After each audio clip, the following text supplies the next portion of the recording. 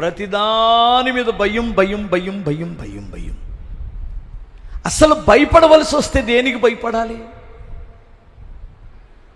2 విషయాల్లో భయపడండి. 1, పాపానికి భయపడండి. 2, దేవునికి నేనేమైనా దూరం అయిపోతామనేమో, దేవునికి వ్యతిరేకంగా నేను ఎక్కడైనా ప్రవర్తిస్తానేమో అని భయపడండి. దేవునికి తప్ప దేనికి భయపడదు. పాపానికి భయపడండి. ఎందుకు పాపానికి భయపడాలంటే, పాపానికి భయపడినటువంటి వాడు పాపం చేయడు. ఎందుకంటే పాపం చాలా డేంజర్, ప్రమాదం. అర్థమవుతుందా? పాపం చాలా డేంజర్. అంత ప్రమాదకరమైనటువంటిది ప్రపంచంలో మరి ఏది లేదు. కానీ దాని దుంపదగా పాపం మన ఫ్రెండ్ అయింది. ఫస్ట్ మనకు మేలు చేసేది లాగా వస్తుంది మన దగ్గరికి. చాలా ఆటాడుకోవచ్చు దాంతో, చాలా బాగుంటుంది. పాపం అంతా టేస్ట్ ప్రపంచంలో మరి దేనికి లేదు. అందుకనే ఒక్కసారి పాపం చేసిన వాడు దాంట్లో నుంచి అస్సలు రాలేడు బయటికి. ఎగ్జాంపుల్ చూడండి, మీరు గమనించండి. ఒక్కసారి 2 సార్లు 3 సార్లు 4 సార్లు మందు తాగితే వాడు అందులో నుంచి బయటకు వస్తాడా? చూసారా ఎంత కమ్మగా ఉంటుందో. తర్వాత ఊపిరితిత్తులు చెడిపోతున్నా, గుండెలు చెడిపోతున్నా, లివర్ పాడైపోతున్నా, వాడు దాన్ని మానకపోవడానికి కారణం ఏంటంటే పాపం అంత టేస్ట్గా ఉంటుంది కదా. ఒకసారి సిగరెట్ తాగి అన్నాడు అనుకో, పాన్బరాకు వేసాడు అనుకో, గుట్కా వేసాడు అనుకో, అది మానటం లేదు. ఎందుకంటే ఆ పాపానికి ఉన్న టేస్ట్ అలాంటిది. పైపెచ్చు మందు తాగేవాడు ఎలా తాగుతాడు?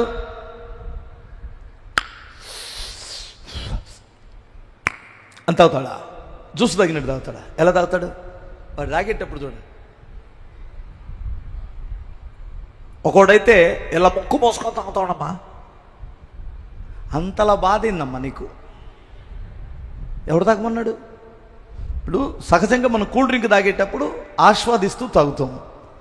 జ్యూస్ తాగేటప్పుడు చాలా బాగుంటుంది జ్యూస్ కూడా కదా, అలా తాగుతాం.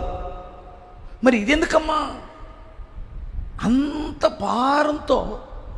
సరే తాగిన తర్వాత ఈ చీప్ నిక్కర తాగేవాడు ఇప్పుడు చూడండి మీరు, అంతలా ఊసి అంత పని ఏంటి నీకు? అంత చండాలంగా ఉన్న ఎందుకు విడిచిపెట్టలేకపోతున్నావు?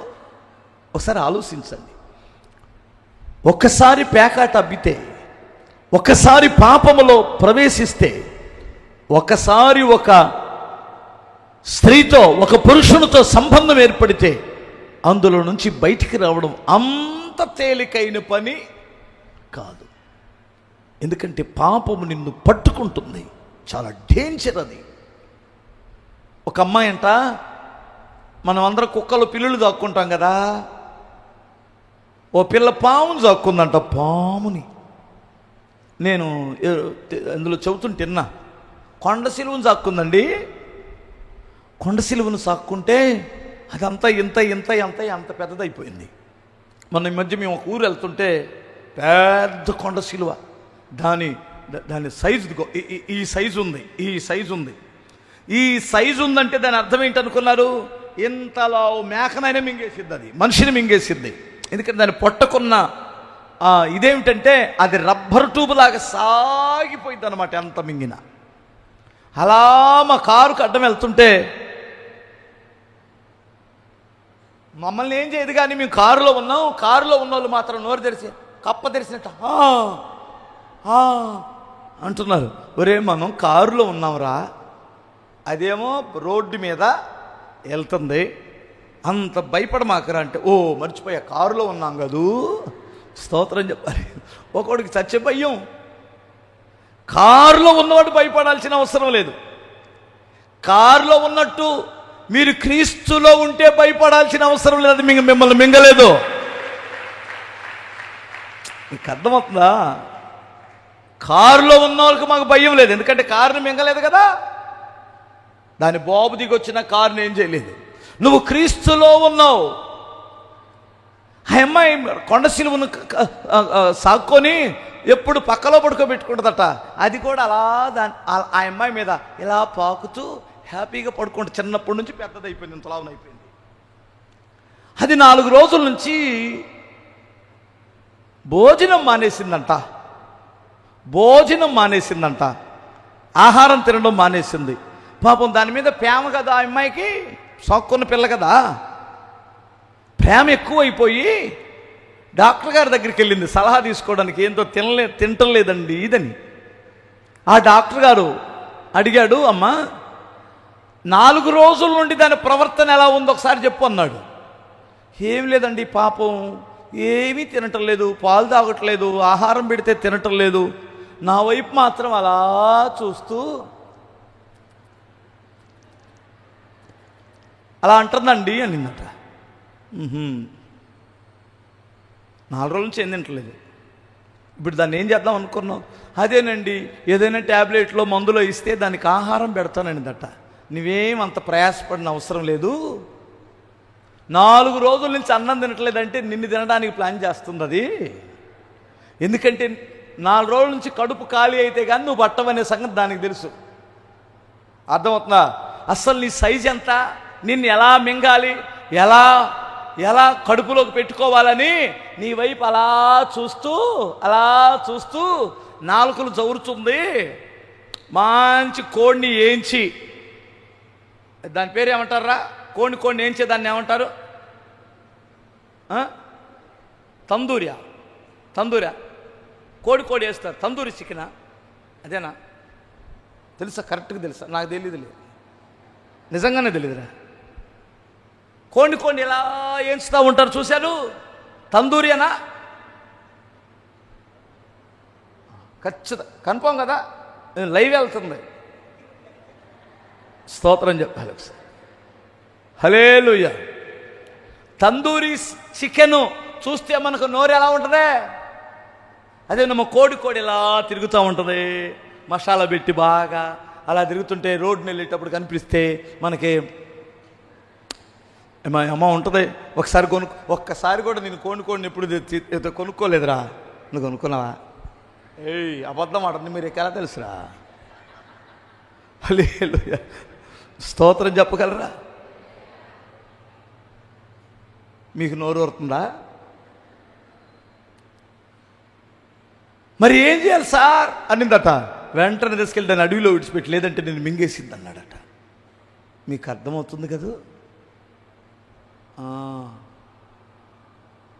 కొండ సిలువు లాంటి ఫ్రెండ్స్తో డైలీ చాటింగ్ చేస్తున్నావు కదూ కొండ సిలువుతో. హలో బంగారం, తిన్నావా? అవును మర్చిపోయాను, నేను ఫీజు కట్టావా? నేను కట్టినా. ఎందుకు ఈ కొండ సిలువుకి అంత ప్రేమ పెరిగింది నీ మీద? ఏ అమ్మాయి, ఈ కొండ సిలువది లేదు బ్రదర్, నాకు 10th క్లాస్ నుండి పరిచయం, 10thలో ఒకే స్కూలు, మరలా అనుకోకుండా ఇంటర్మీడియట్లో కూడా ఒకే కాలేజీ, తర్వాత తండ్రి చిత్తం అనుకో, అది కూడా తండ్రి చిత్తమే. అసలు మా అమ్మ నాన్న కూడా అడగరు బ్రదర్, నన్ను అన్ని విషయాల్లో జాగ్రత్తగా అన్నీ చూస్తాడు ఆ అబ్బాయి. నాకు కాలేజీలో కూడా కాపుదలు అతనే. కొండ సిలువు మరి ఏదో ఒక రోజుని మింగేస్తాడు రై, కనపడో. భయపడవలసింది పాపానికి. పాపముతో చతురులు కాదు. భయపడితే దేవునికి భయపడు, లేదా పాపానికి భయపడు. ఇంకా దేనికి భయపడొద్దు, సాతానుకి అస్సలు భయపడవద్దు. మీకు అర్థమవుతుందా? మనోళ్ళకి ఈ భయాలు ఉండవు. ఏ భయం ఉంటుందే? అమ్మో సాతానే, రాత్రి చీకటి కనపడింది బెదర్, రాత్రి ఇటు నుంచి ఏదో శబ్దం వెళ్ళింది బెదర్, గల్లు అన్నది బెదర్, నీ మొహం బెదర్, ఏం కాదు బెదర్. అర్థమవుతుందా? ఆడేం చేస్తాడు? లోకంలో ఉన్నవాడి కంటే మనలో ఉన్నాడు. హల్లెలూయా.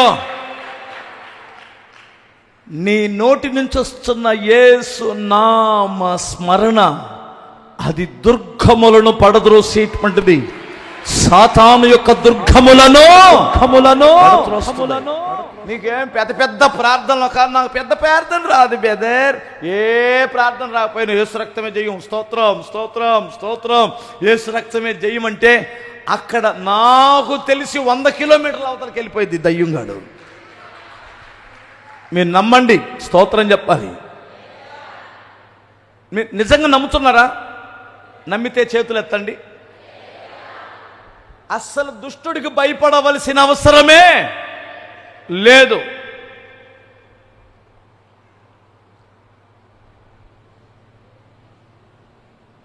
మీకు ఏది వినపడిందంట అప్పుడెప్పుడో?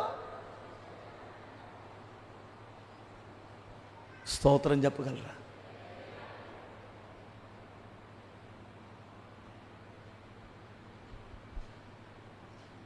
నాకు పాములంటే భయం రా, దయ్యాలంటే భయం. ఎందుకంటే దయ్యం వచ్చినప్పుడు నా దగ్గరికి ఎవరు వస్తారు? ప్రభు ఉంటాడు. హల్లెలూయా. పాము వచ్చిందనుకో మన దగ్గర కర్ర ఉండాలి. మీకు అర్థమైందా? పాము డేంజర్, కానీ దయ్యానికి భయపడాల్సిన అవసరం లేదంటాడు. దయ్యం ఎలా వస్తుంది చెప్పనా? దయ్యం ఎలా వస్తే, ఒక అమ్మాయి రూపంలో వస్తుంది దయ్యం, ఒక అబ్బాయి రూపంలో వచ్చింది దయ్యం, డబ్బు రూపంలో దయ్యం వస్తుంది. మీకు అర్థమవుతుందేమో? దాన్ని వాడు కుయుక్తి అలా గమనించండి అంతే. ఆ తర్వాత జుట్టు బిక్కుంటాం మనం. అయ్య బాబోయ్, దయ్యంగాడు ఎలా వచ్చాడా అనుకుంటాం. మీరు దాన్ని జయించే మార్గం ఒకటేనండి, వాక్యం మీ గుండెల్లో ఉంటే చాలు. హల్లెలూయా.